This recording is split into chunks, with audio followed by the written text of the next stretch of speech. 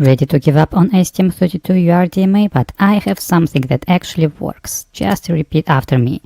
UART code that works with STM32 U5, F4, H7, G4, L4 and legendary F103. Use right away in your project. And the problem is, why can't it just be this simple?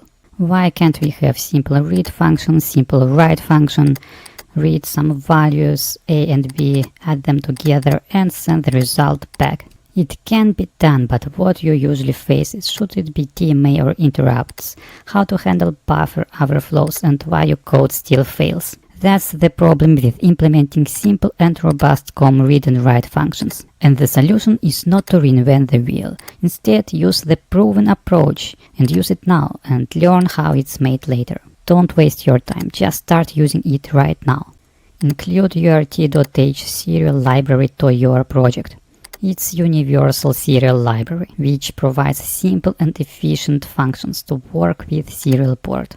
While simple, it's deeper than you might expect. Additional functions allow to implement pretty advanced serial communication, such as RS485 interface, error handling, and timeouts.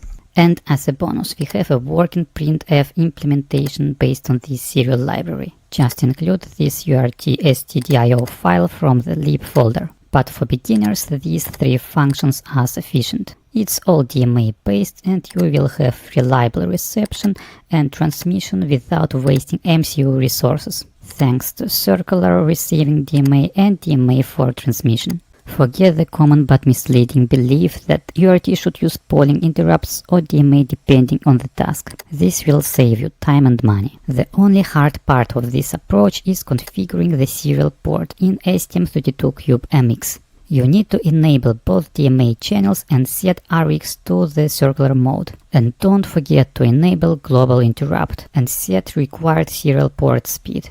After configuration is complete, you are ready to use universal serial library. And the first thing you need to do is to define a receiving buffer.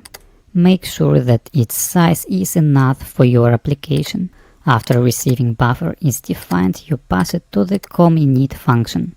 And in less than 3 minutes we are ready to use simple read and write serial functions. For example, we can wait for serial command 01 to turn LED off, and on command 02 we can turn this LED back on. You already know how to toggle LED using STM32, and look how simple adding the serial communication to this example is.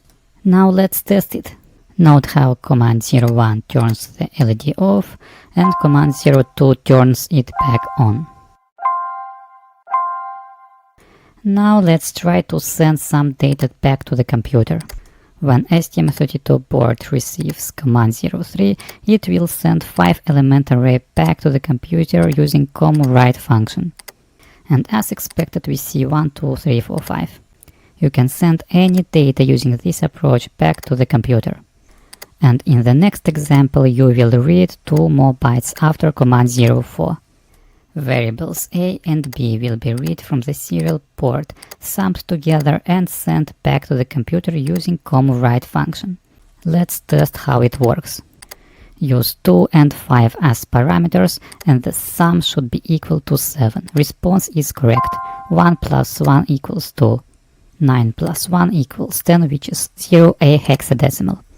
Thank you for watching the video, and I recommend you to get the code now. Universal serial library tested with all these chips and works perfectly. Exactly what you need for the next project.